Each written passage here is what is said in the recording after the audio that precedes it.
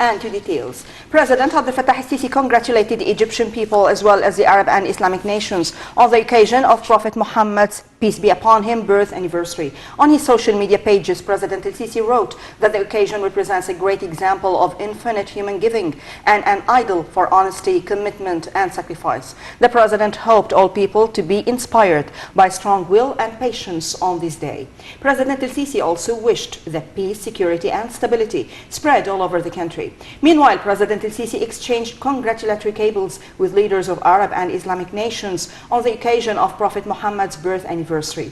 The President reiterated that the celebration recalls all high principles and values in Islam, asserting that Islam encourages to follow a moderate concept which protects the nation from extremism and spreads peace and security. President al-Sisi congratulated the Egyptian expats across the world in a congratulatory cable, wishing them success and for Egypt and the Islamic nation prosperity, peace and progress. The President also received congratulatory cables from top state officials on the occasion. Meanwhile, on her social media pages, Egypt's First Lady, Mrs. Intisar al-Sisi, said that celebrating the Prophet's birth is an occasion to get inspired with the noble values delivered by him, adding that the Prophet has gifted the humanity with a perfect civilization.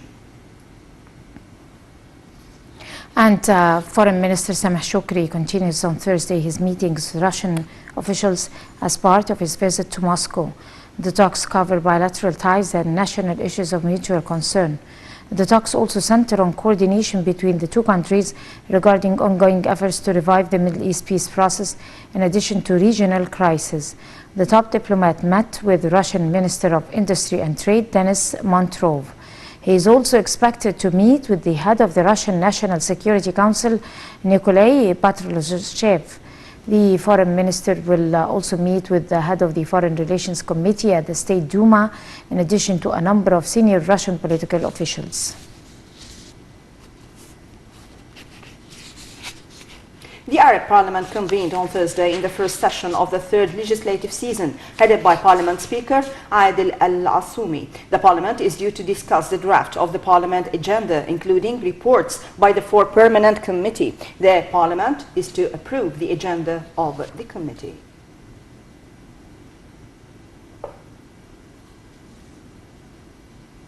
The Grand Imam of Al-Azhar, Sheikh Ahmed Al-Tayyib, condemned the terrorist attack in the French city of Nice.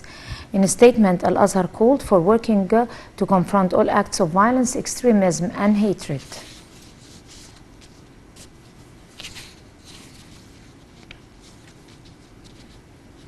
Head of National Election Authority Lashin Ibrahim will hold a press conference next Sunday to announce the final results of the parliamentary poll's first phase at Maspiro. Ibrahim reiterated that the authority had received the results of all public poll stations where voting took place in 14 governorates during the first phase. He said that the authority also had received a number of complaints on the voting and the counting process and had dealt with them, and added that the results of votes count of each poll station was accurately revised ahead of adding the Egyptian expats' votes and announcing the final results.